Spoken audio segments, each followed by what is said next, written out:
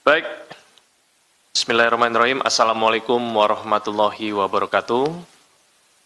Yang saya hormati yang mewakili Bapak Direktur Penyidikan, Bapak Budi Sukmo.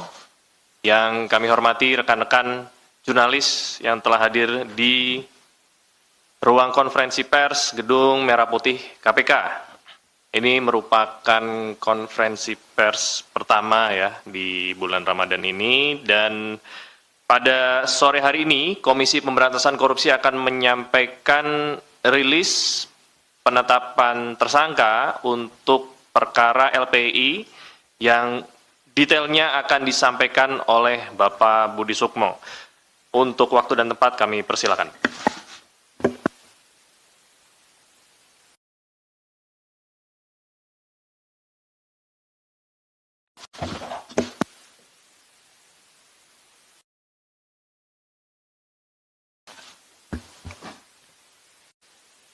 Terima kasih Pak Desa. Assalamualaikum warahmatullahi wabarakatuh. Selamat sore, salam sejahtera bagi kita semua. Baiklah, agenda kita sore hari ini, KPK akan melakukan rilis terhadap penetapan tersangka pada perkara pemberian fasilitas kredit oleh LPEI. Perlu saya jelaskan sedikit bahwa KPK telah melakukan penyelidikan terkait perkara pemberian fasilitas kredit oleh LPEI ini pada bulan Maret tahun 2024. Kemudian per tanggal 20 Februari 2025, KPK berdasarkan keputusan pimpinan nomor 308 tanggal 20 Februari tahun 2025 dan berdasarkan surat perintah penyidikan nomor 08 tanggal 20 Februari 2025 telah menetapkan 5 orang tersangka terhadap dugaan tindak pidana korupsi terkait pemberian fasilitas kredit oleh LPI khususnya kepada PT Petro Energi. Adapun 5 orang tersangka ini terdiri dari 2 orang, yaitu direktur dari LPI dan 3 orang dari PT Petro Energi atau PTPE.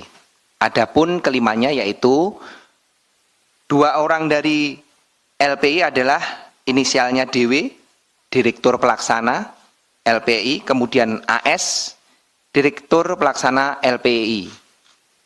Kemudian dari PT Petro Energi, yang pertama adalah JM, merupakan pemilik dari PT Petro Energi, kemudian saudara NN adalah direktur utama, kemudian direktur keuangan saudari SMD. Ini adalah 5 orang yang per tanggal 20 Februari 2025 ditetapkan sebagai tersangka dalam perkara dugaan tindak pidana korupsi terkait pemberian kredit oleh LPEI, khususnya di PTPE. Perlu saya jelaskan bahwa sejak 2024 bulan Maret, KPK melakukan penyelidikan terhadap kurang lebih 11 debitur. 11 debitur yang diberikan kredit oleh LPI. Adapun total kredit yang diberikan dan juga menjadi potensi kerugian keuangan negara akibat pemberian kredit tersebut adalah kurang lebih 11,7 triliun. Jadi untuk bulan Maret ini KPK telah menetapkan 5 orang tadi, untuk sedangkan 10 debitur lainnya masih dalam proses penyelidikan dan penyidikan lanjut. Untuk kemudian nantinya akan kita sampaikan juga kepada rekan-rekan jurnalis, saatnya akan ditetapkan sebagai tersangka. Di sini saya akan menjelaskan terkait dengan khususnya yaitu pemberian kredit kepada PTPE yang dalam penyidikan telah ditemukan berbagai perbuatan melawan hukum yang dilakukan baik oleh Direktur LPI maupun dari pihak PTPE sendiri. Jadi ada beberapa hal perbuatan-perbuatan melawan hukum yang akan saya jelaskan di sini. Sebelumnya juga akan saya sampaikan bahwa PTPE ini menerima kredit dari LPI sejak Oktober 2015. Jadi kreditnya sebesar kurang lebih 60 juta US dollar atau kalau dikuruskan kurang lebih 900 miliar rupiah. Nah, ini dibagi menjadi tiga termin pemberian, yaitu kredit pertama di tanggal 2 Oktober 2015 kurang lebih 297 miliar rupiah. Kemudian di top up lagi di 19 Februari 2016 sebesar 400 miliar rupiah. Kemudian di top up lagi di tanggal 14 September 2017 sebesar 200 miliar rupiah. Jadi total kurang lebih 900 miliar rupiah atau dikuruskan dalam USD kurang lebih 60 juta USD. Adapun perbuatan melawan hukum yang telah kita temukan terkait dengan pemberian kredit kepada PTPE tersebut, yaitu para direksi dari LPI ini mengetahui bahwa current rasio PTPE ini di bawah 1 atau tepatnya 0,86,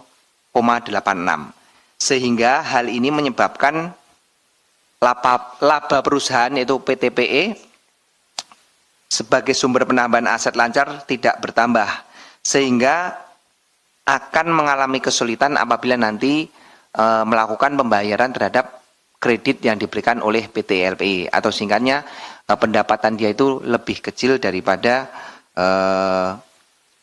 tanggungan yang harus ditanggung kepada kepada LPI. Kemudian direksi LPI ini tidak melakukan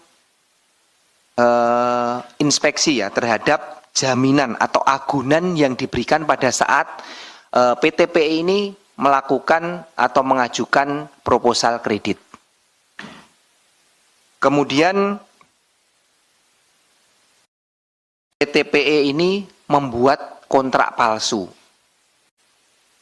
Jadi kontrak-kontrak inilah yang dijadikan dasar ketika PTPE ini mengajukan kredit kepada LPI.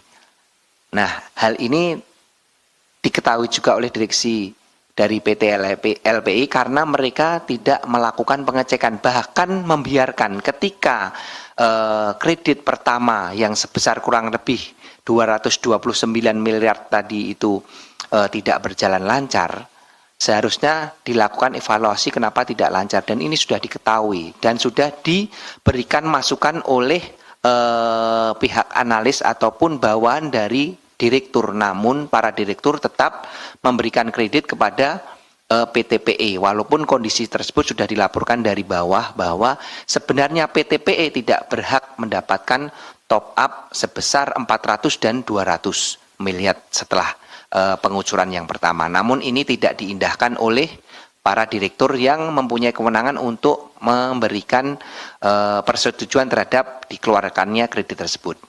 Hal ini kenapa? Karena memang di awal sebelum dilaksanakan proses pemberian kredit antara direksi PTPE yang tadi telah kita jadikan tersangka, dua orang tersebut terjadi pertemuan, yaitu dengan direktur utama saudara NN dan komisaris atau pemilik PT PE yaitu saudara GM di kantor PTPE, dan mereka bersepakat bahwa untuk proses pemberian kredit itu akan dipermudah, yaitu sebesar pada saat itu janjinya sebesar kurang lebih 1 triliun rupiah. Nah, hal ini dilaksanakan juga yaitu pada tadi ketika para bawahan dari direktur tadi menyampaikan bahwa PTP ini sebenarnya tidak layak untuk menerima kredit karena kondisi keuangannya yang tidak baik, kemudian melakukan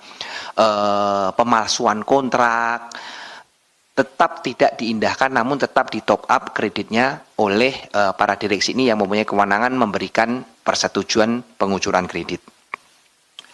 Kemudian PTPE sendiri juga memalsukan purchase order maupun invoice tagihan yang ini digunakan untuk saat ketika melakukan pencairan di LPI. Ini adalah semua palsu, semua sudah terkonfirmasi dari saksi-saksi maupun dokumen-dokumen yang kita temukan maupun barang bukti elektronik hasil dari cloning device-device yang kita temukan baik dari komputer maupun dari percakapan handphone. Semuanya terrekod bahwa itu semua invoice maupun purchase order yang dibuat oleh PTPE untuk mencairkan kredit itu adalah palsu ataupun fiktif. Kemudian PT LPI sendiri di dalam proposal tujuannya untuk memperoleh kredit itu adalah untuk berusaha ataupun untuk bisnis bahan bakar solar.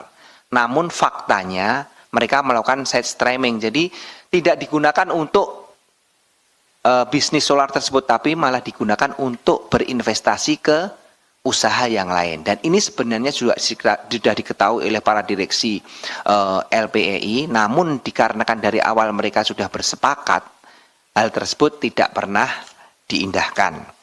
Nah, dari berbagai perbuatan melawan hukum tadi, kami KPK telah melakukan koordinasi dengan BPKP selaku penghitung kerugian negara dan dinyatakan bahwa kerugian keuangan negara yang sampai saat ini dihitung kurang lebih 60 juta USD khusus untuk PTPE. Untuk sedangkan dari yang lainnya masih dalam proses penyelidikan dan penyidikan, yaitu 10 debitur. Mungkin itu saja yang bisa saya sampaikan terkait dengan sedikit perkembangan penyidikan dalam kasus TPK pemberian fasilitas kredit kepada PTPE oleh LPI. Terima kasih atas perhatiannya. Mungkin nanti kalau